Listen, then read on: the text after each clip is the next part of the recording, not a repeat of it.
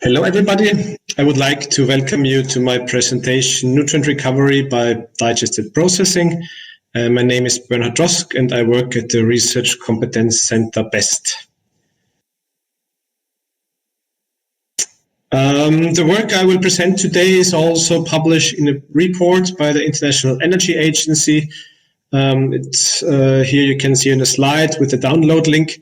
So here you can see some more details on this on this work. When we talk about digestate, so digestate is a byproduct in the biogas plant. So here you see a typical type of biogas plant. On the one hand, you have some feedstocks which are delivered to the plant. They are then fed into the digester. The digester produces the biogas. Then we have a fermentation residue, which is called digestate.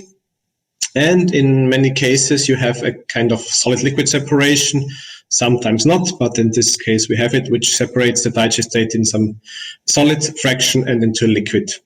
The liquid can be reused and recirculated into the process and saves process water for the biogas plant.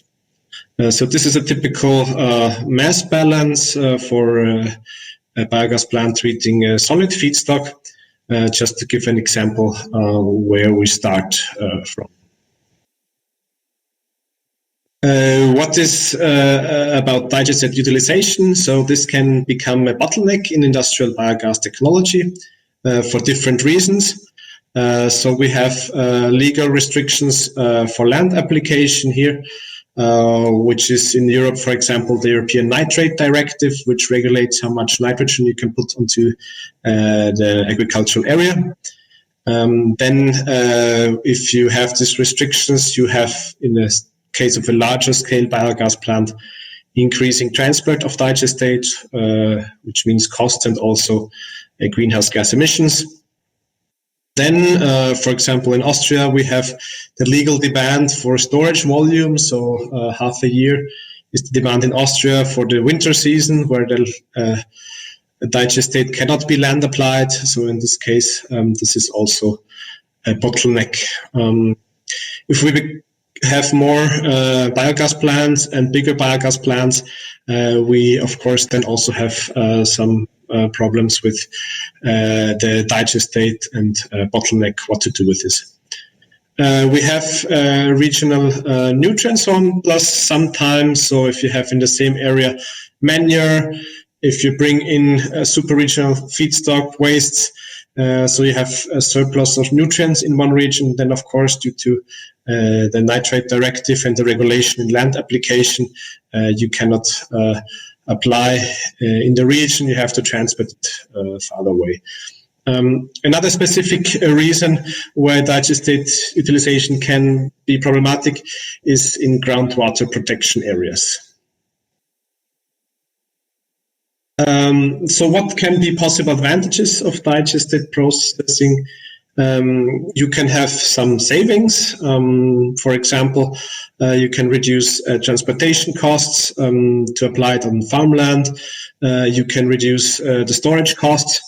Another important issue is that you can produce some specific fertilizer products which you are able to market. You can have some fertilizer, marketable fertilizer, which is easier to store, easier to transport, and you can replace fossil fertilizers, of course, and you can save phosphorus reserves.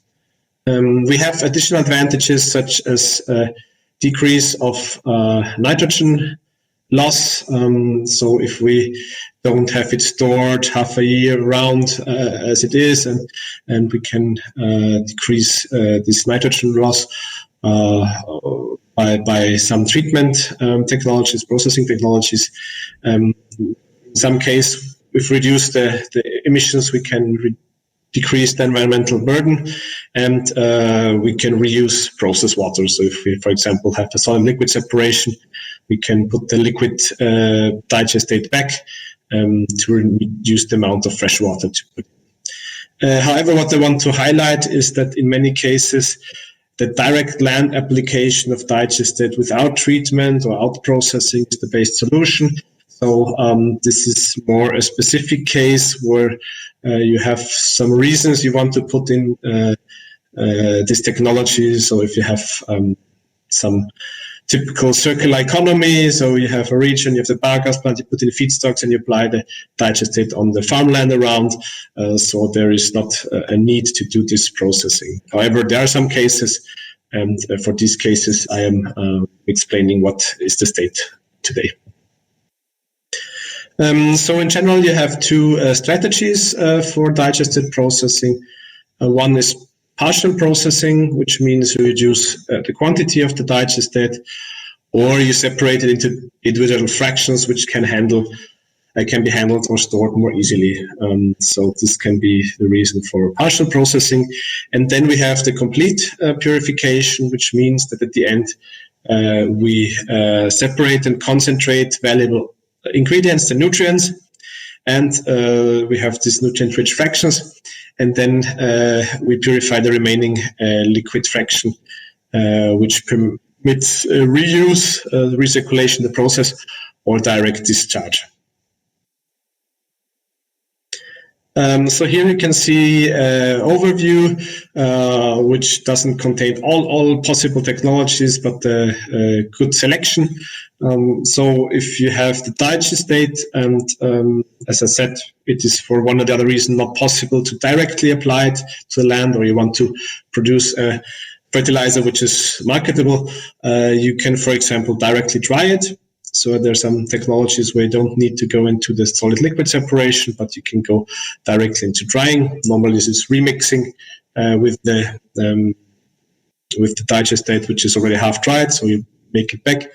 And there are also some technologies where you can utilize solar heat for these drying processes. We then have the dried digestate, and this can be land applied. In many cases, when you go for digestate processing, you have a solid liquid separation step, and this helps to separate it into a solid fraction, which contains either fibers or is kind of rather sludge type with the solid particles, and a liquid phase, which can be further treated.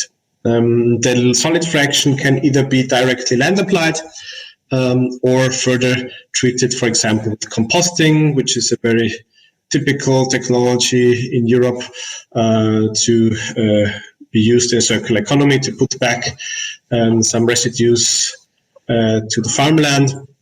You have a compost then, and this can be land applied or marketed. You can also go for drying. So if you go into the direction drying, you can have at the end dried solids, which can also be, for example, pelleted then, and these fertilizer pellets can be marketed.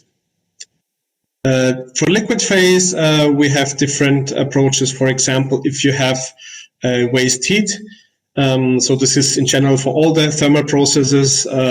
If you need a lot of heat, it should be available as waste heat or for free, not to put too much energy into this digested processing. So you can use this waste heat to evaporate it, and then you have a concentrated liquid which can be land applied. You can also have purification by membranes. So there first you have to do enhanced solids removal. Then you go into ultrafiltration, and then you go into reverse osmosis, which of course is a very costly process. In the end, you can get purified water and a nutrient concentrate. This purified water can be reused or discharged. One other process, which is not so much digested or nutrient recycling, is a biological treatment, like in wastewater treatment plants. So here you get rid of the nitrogen, and you have at the end purified water. But of course, if you have a lot of nitrogen in, you need also a lot of carbon source, a lot of energy. So yeah, this is, but in industrial cases, for example, this is then sometimes done that you go from industrial biogas plant to the wastewater treatment plant at location. Then, for example, a very specific technology to recover the nitrogen is by stripping. So you have to do some solid removal, some preconditioning, and then to go is a stripper where normally vapor or air is put in, and then you bring out the ammonia, and the ammonia is then condensated, and you have ammonia water or ammonia sulfate solution with the concentrated ammonia, and you have a digestate which is reduced by nitrogen, so you can apply more on the same farmland as, for example, it's limited to the nitrate directive in Europe. So just to go now into the specific processes. So I would like to go now into the solid liquid separation process. Here, as already mentioned, we have a solid phase, which can be directly applied on agricultural land, or it can be processed by composting and drying. And we have a liquid phase. This liquid phase can then be further processed, and part of it can be recirculated to the biogas plant to save fresh water you want to put into the biogas plant in order to be able to mix and steer the process. So why would somebody apply a solid liquid separation? So in the next slide, I try to explain which technology or which approach makes sense for in which cases, so that you have an idea and to judge, to decide if this is interesting.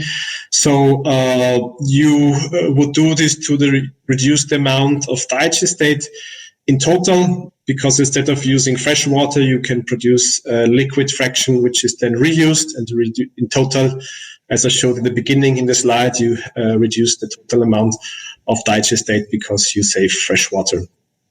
Of course, if you want to go to further processing and purification of the digestate, you have to do a first step of first pre-treatment step, and this would be a solid liquid separation step.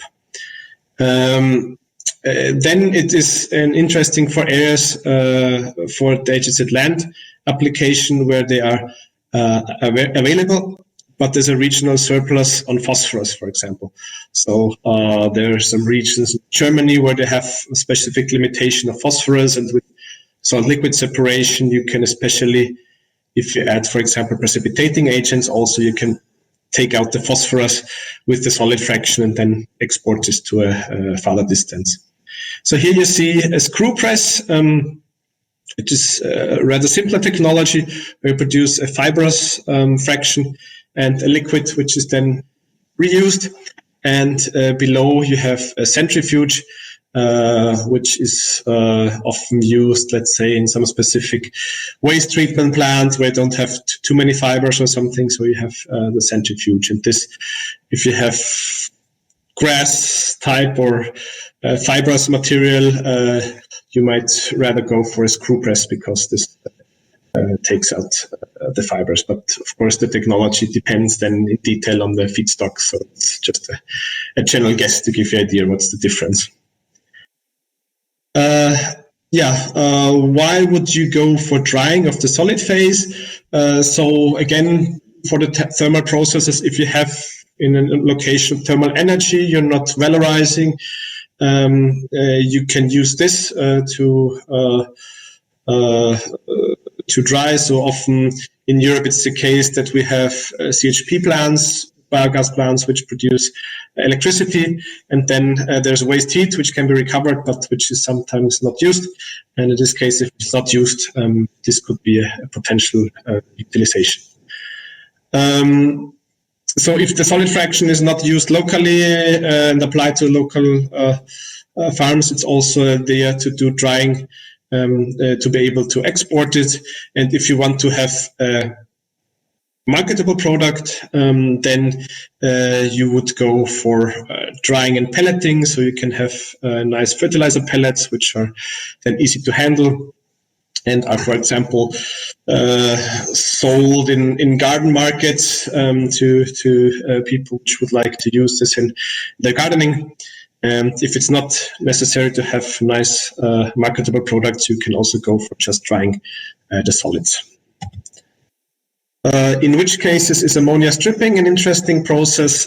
So this is if you have a surplus of thermal energy, and not enough areas available due to high nitrogen load, so you need to reduce the amount of nitrogen, or you have also limited storage facilities. And which is interesting with the stripping is that the produced nutrient concentrate can also be stored and then applied when plants can best utilize it. So especially in Europe, where there are specific growing periods, biogas plant normally works all over the year, and so you can take out the ammonia solution, ammonia concentrate, and just generally apply the normal liquid digestate whenever you do it, and then especially add the nutrients from this stripping when the plants are best able to uptake it, so to be possible to steer when you put in the high amount of nitrogen to the agricultural lands.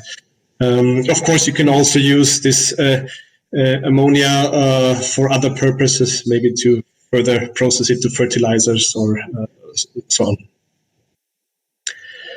When would you apply aerobic wastewater treatment or membrane purification? So this is, for example, if there is no area for land application available. For example, the biogas plant is located very much in the industrial or city, and you have to transport it very far, the nutrients, to be able to land apply it. And on the other hand, if you have a local wastewater treatment plant with enough capacity, we can also use this. So this is more where it's not possible to discharge or to land apply the fertilizer. So I've also seen some biogas plants where there's a special water protection area, and for this reason it's not possible to apply the digestates on the agricultural lands, or it's very limited, and you have to transport it a lot. So there I've also seen biogas plants which have membrane purification. So if this local wastewater treatment plant is available and you could easily use it, you can co-treat it there. And then, of course, the nutrients are gone. The nitrogen is then in the air, not available. And in other cases, you can use this membrane technology, and you can also then recover the nitrogen and use it in some places. So if we have a look on the different biofertilizer products from digestate, and we would have here on the right-hand side if there is a market already there and available, and where is no market available.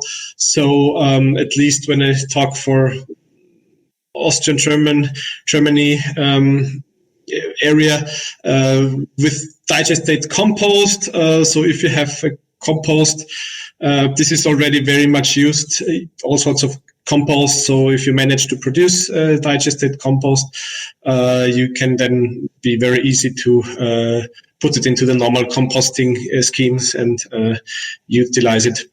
Then you can go also for precipitation. I have not been much into the technologies, but of course you can also do wet precipitation. If you add magnesium and some phosphate, you can then precipitate the ammonium. And so this is also a process which is done in various applications. And as I talked about, the dried digestate pellets, so there are already some being marketed in garden markets or something similar. And especially if this is a fibrous digestate, then you have these fibers you can make into pellets. You can be phosphorus rich. You can also steer the amount of phosphorus by adding precipitating agents you want to be in the solid phase, and you can recycle the residual carbon as soil improver. After stripping, you have this ammonium sulfate, for example, ammonia water concentrate, which can be used, as I said, maybe on farm to add it at the times the plants can take it up best.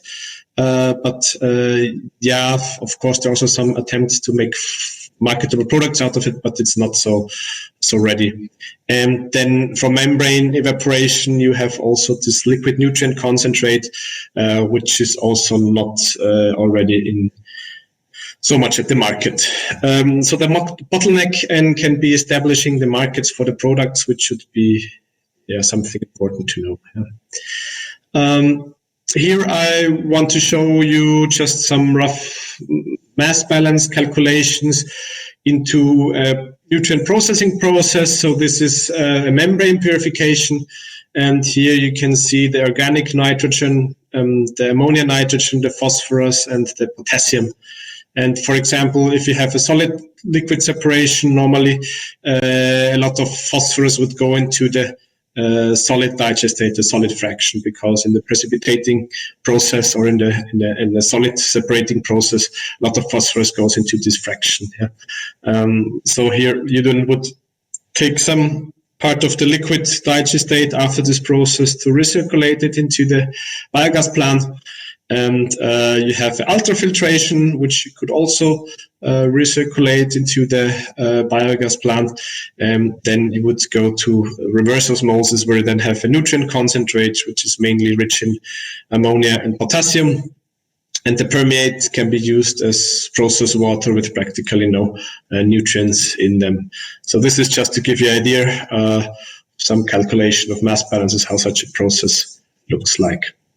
What are the conclusions which can be drawn from this work? So first of all, at least from a European perspective, I would say most digested processing technologies are only feasible in large-scale biogas plants. If you really have the bottleneck, you really have to transport very, very far the digestate. This is one of the main drivers. So the main reason for investing in this digested processing technologies are the lack of available agricultural area for land application. And as you already have seen my presentation, a large number of different technologies and processing concepts are available, depending on the local requirements, to choose which is the best in the different situations. And it is still a limited market for fertilizer products from digested, although it is advancing, and there is some development here. Of course, this situation can be totally different for Latin America, where maybe there's more interest in fertilizer products. But this is just like from our study and the conclusions we draw. What else can we say?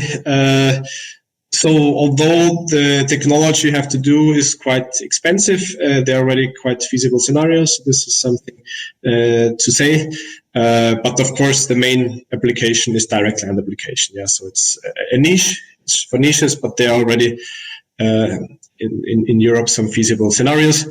And the ideal solution depends strongly on local conditions and requirements. So do you have waste heat available?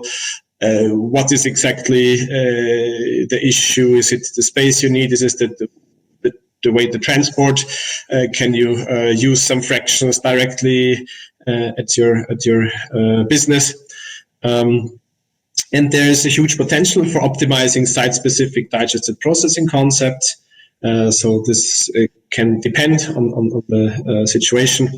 And even if there are challenges, there's increasing demand for these technologies. There's also increasing demand for recycling phosphorus. And if we want to increase biogas production and we want to have more biogas plants, it is a strategic importance also to talk about these issues, what to do with the nutrients, and if nutrient processing can be in one or the other scenario a promising approach. So here are my contact details. Thank you very much for your attention. And this was my presentation. I hope I could give you insight on what we're doing on this topic. Thank you very much.